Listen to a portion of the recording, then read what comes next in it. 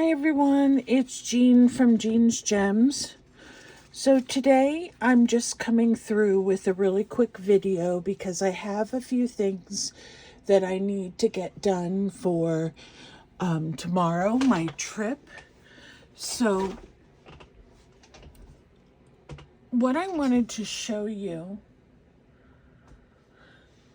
was this page that I made. And what I did was I printed out a sheet with butterflies on it.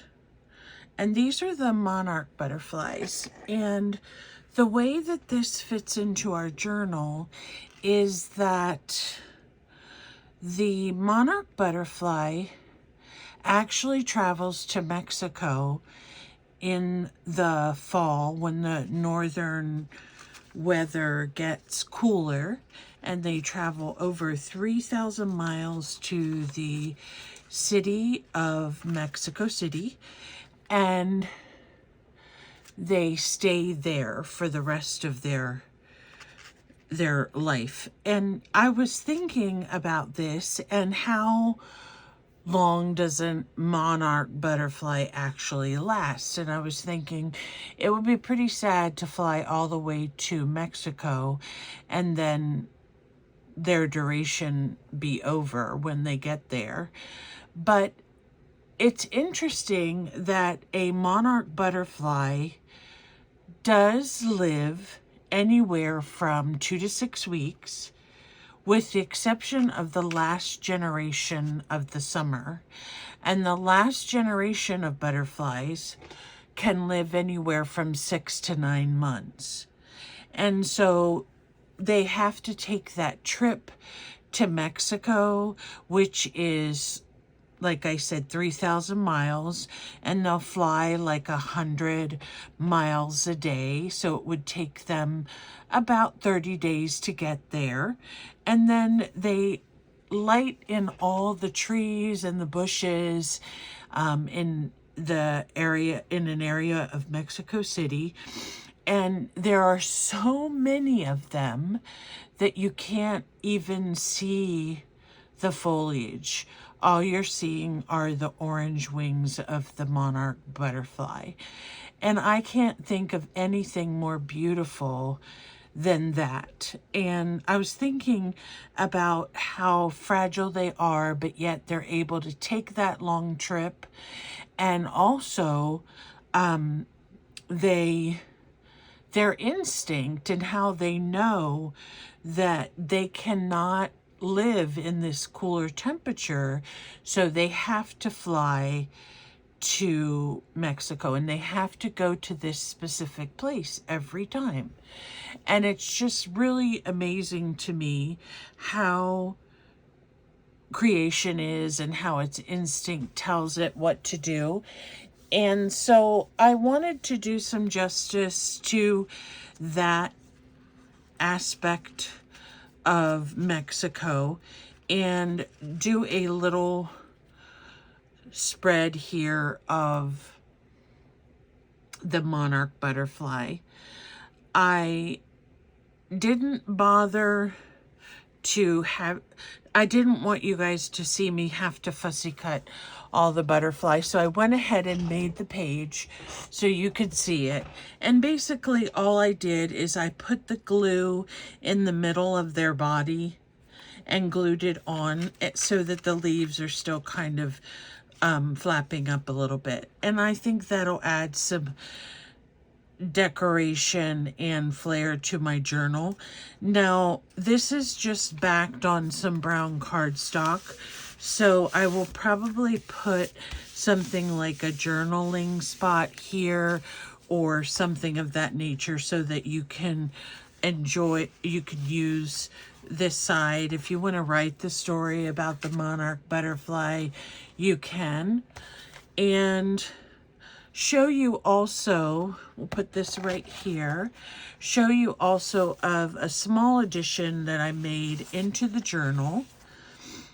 So I used the Talavera tile to make a pocket, and I don't have very many pockets or tags or interactive things in my journal yet, which I am going to be making some tags very soon. So I'll be with you when I do that. But this had been made out of a paper bag. So I wanted it to be a piece that you could flip up. I also learned that this is also called a tippin, a T-I-P-I-N, a tippin. And the reason why it's called a tippin is because a lot of times when books were made, if they decided that they needed to add an additional page or additional element or something to the book, they could create what are called tip-ins. So, for example, a really good idea of a tip-in would be a map. So if you wanted to put the map of Mexico on a separate sheet and adhere it to the back of this so that it flips up, that would be a tip-in. And you can attach these different ways. Now this particular one, let me just take out the page. It happens to be the one that we used for the flamenco girl. But because it was paper bag, it had to be like glued down in a couple different layers. So what it has in this tip-in is you have a pocket here. Okay, this is the flap of the bag that I just cut on an angle. And then up here, you have a pocket as well. So for this tip-in, and I'm not sure if I left it so you could open it also. No, I mean, you could. I could make it so you could open it as well. But then, let me see if the page...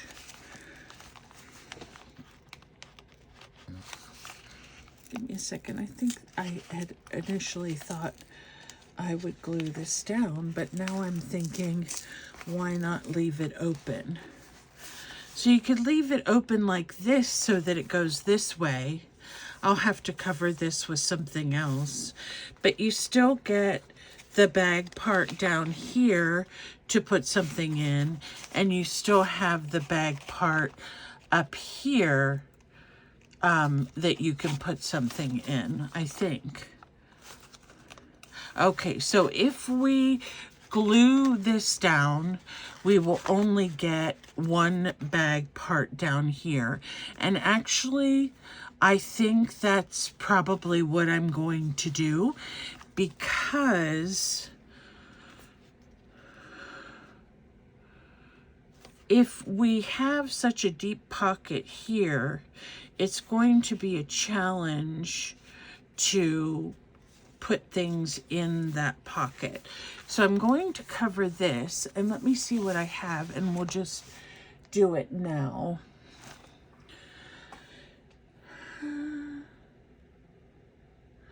I was trying, I don't know. I love this design here, but it's not really gonna go with what we're using. I'm wondering how this red would look, or if it would be too much. The red and black is kind of cool.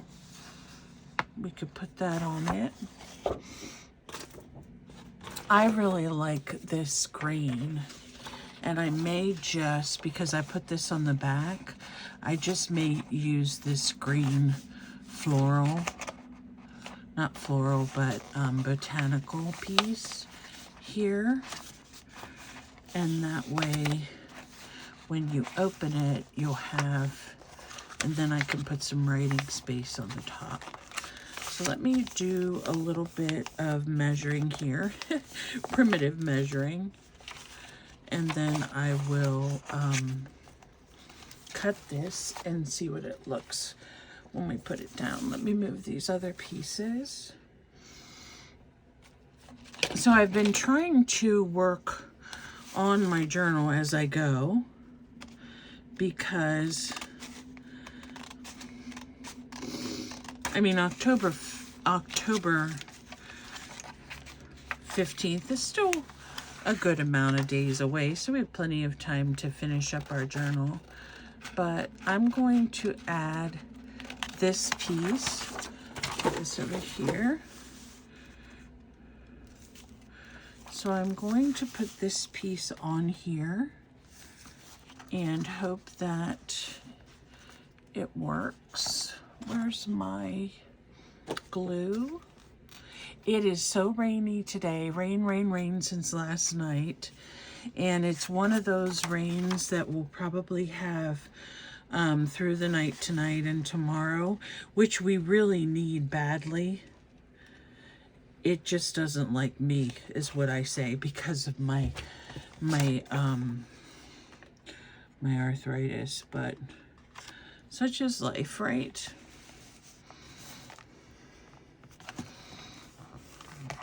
Anyone watching me today that saw my little soapbox Facebook post yesterday, thank you so much. I was just feeling a little bit overwhelmed with some things, so I appreciate all of my friends who supported me through that little crisis. Miss Caroline, she was so sweet. So here I opened this up, and then down here we still have a pocket. Let me see if my hole punchers are close.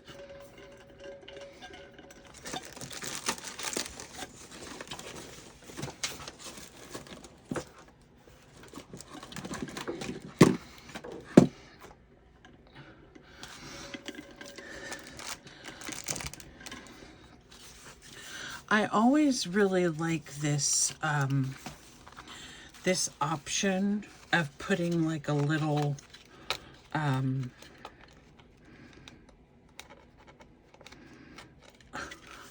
it'd be good if I use the right side of the punch, of putting like this little finger thumb hole here. And all you do is, if you can see it, let me move the butterfly out. If you can see this, you just go in enough to leave a thumb hole like half of the circle, and you try to get it in the middle, and then you just punch, and there you have a thumb hole, so that if you want to put anything in your pocket this way, you can. Now our journal is like this, so you could definitely put something here. And I like the way that it's at the bottom, because that way anything we put in there, if it has tassels on it or whatever you're using for your tag topper, it's going to still have room to hang down here in your journal. So let me do a little bit of maintenance here and re-glue some of these. And then what I do, I don't know if you guys, some people, you can use clothespins for this for sure if you have clothespins, but these little, they're actually pins for sewing, so you could, or clips for sewing, so you can, or crocheting, so you can hold in place whatever you need to. But I've been using them for quite a while in my journals to kind of press down corners to make sure things are glued properly. I got these pink ones with my quilting cutter and my board. So there we go. So that is an interactive piece. And then here I can put another kind of flip out on this one, either under here like this, and glue that down, and that way that one will flip up. But I think I need to back this with something first, so that it will have a decorative piece on the back. And what do I want to back it with?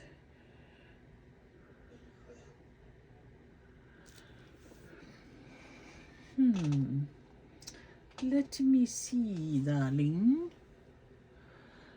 I was talking about that piece of paper that I got from, that I used for the mariposas, because I loved, whenever I first started doing card making or junk journaling or ATCs or whatever it was that we were making on Kim's website, one of my favorite scrapbook papers was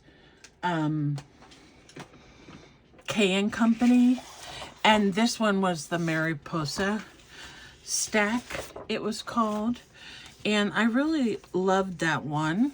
And I don't think I have that many papers.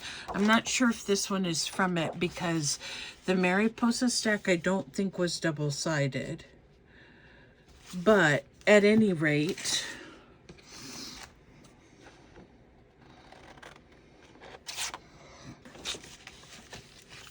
what are you doing, Jean? You need to glue this down first. Okay, let me glue this first. Ooh.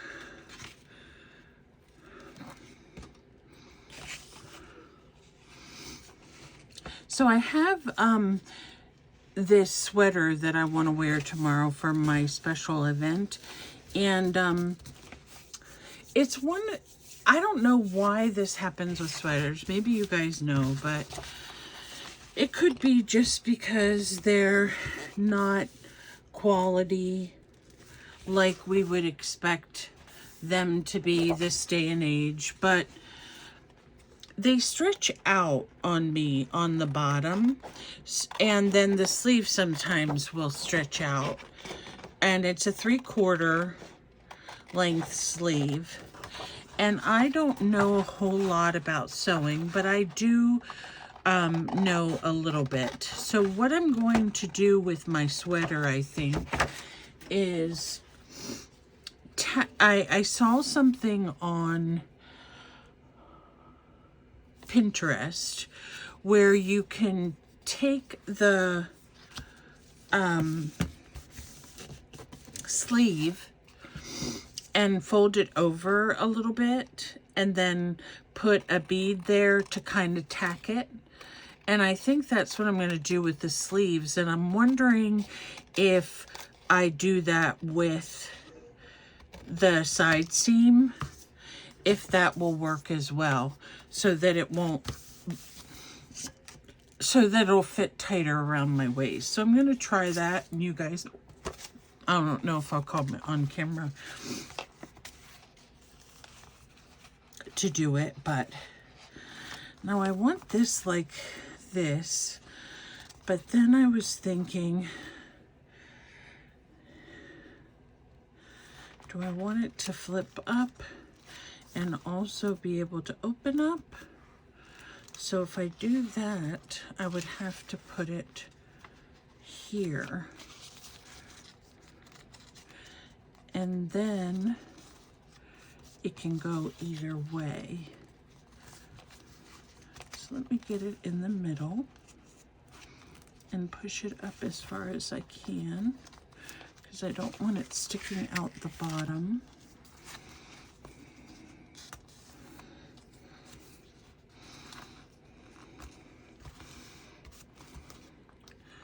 Let me put some glue on this side first.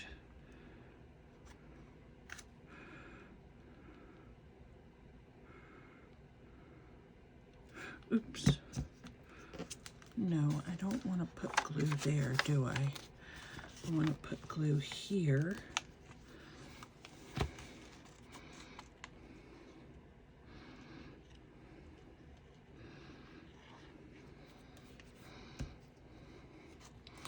want to put glue here so that it secures the flap nice and smooth. And then I want to be able to just open this or open this.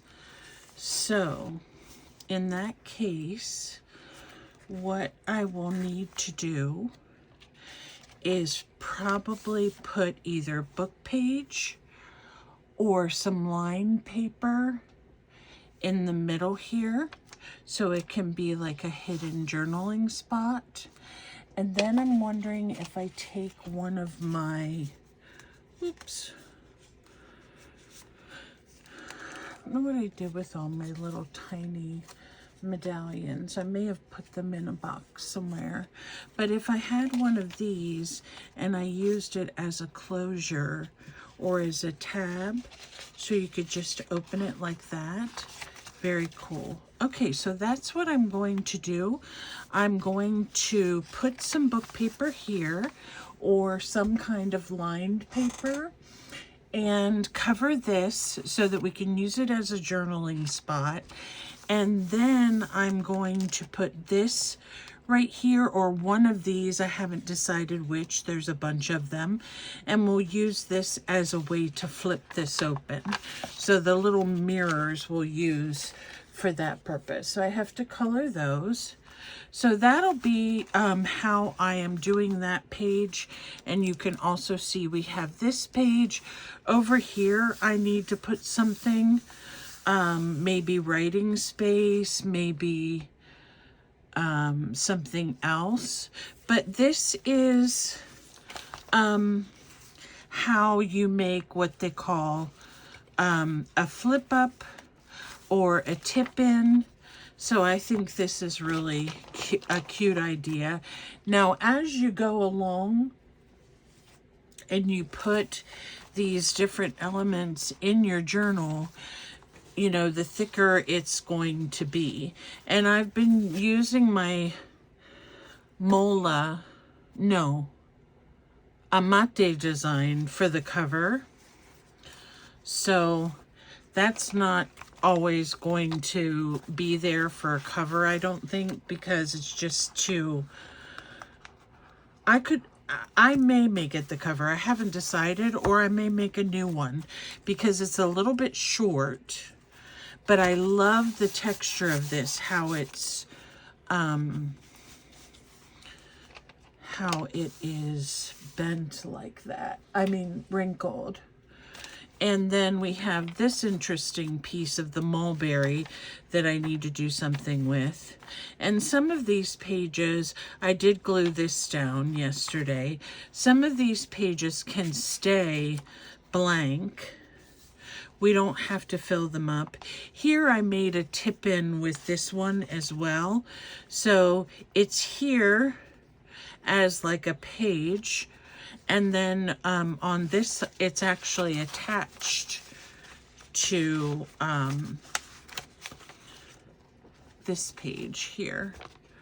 So I made my calaveras like tip-ins so they can be folded out, because I really needed something interactive in our books. So that's why we have the tip-ins or the flips.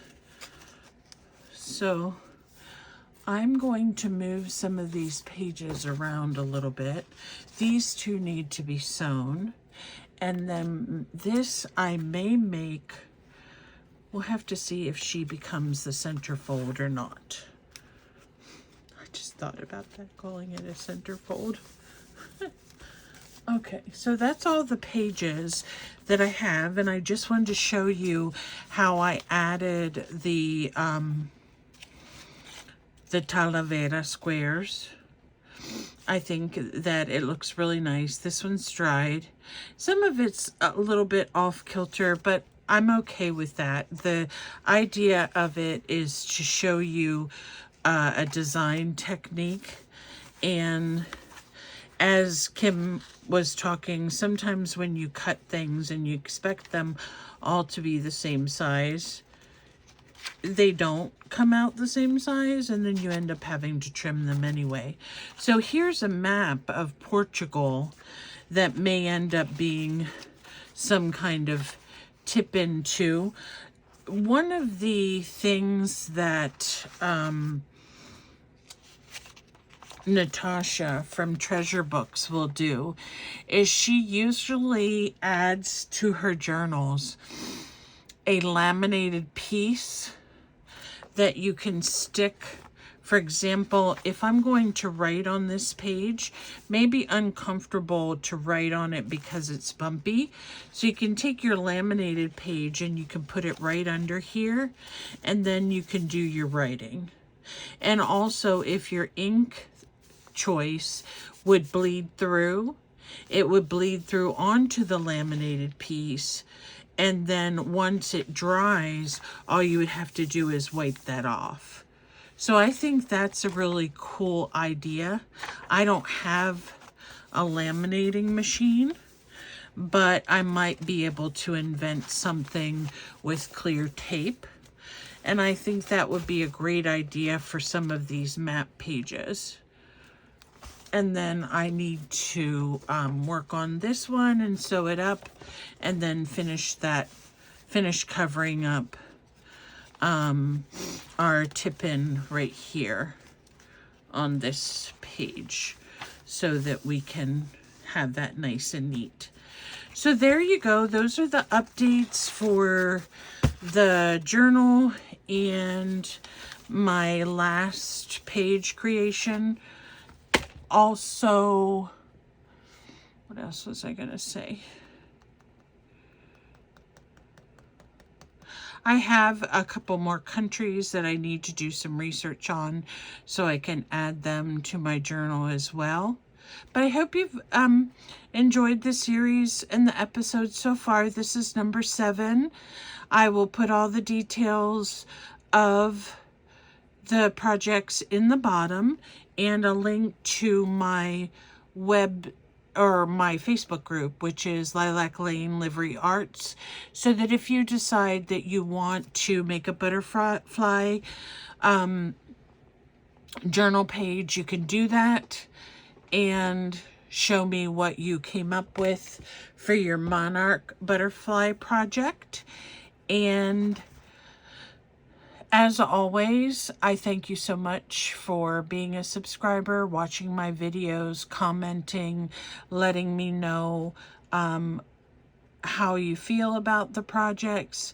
If you want to see something that's a little bit more advanced, just let me know. I want to make this journal an easy one so that if anyone's following along, they can make it too. So, thank you so much once again for spending some time with me. And as always, I love you guys. Take care, and that's all for now.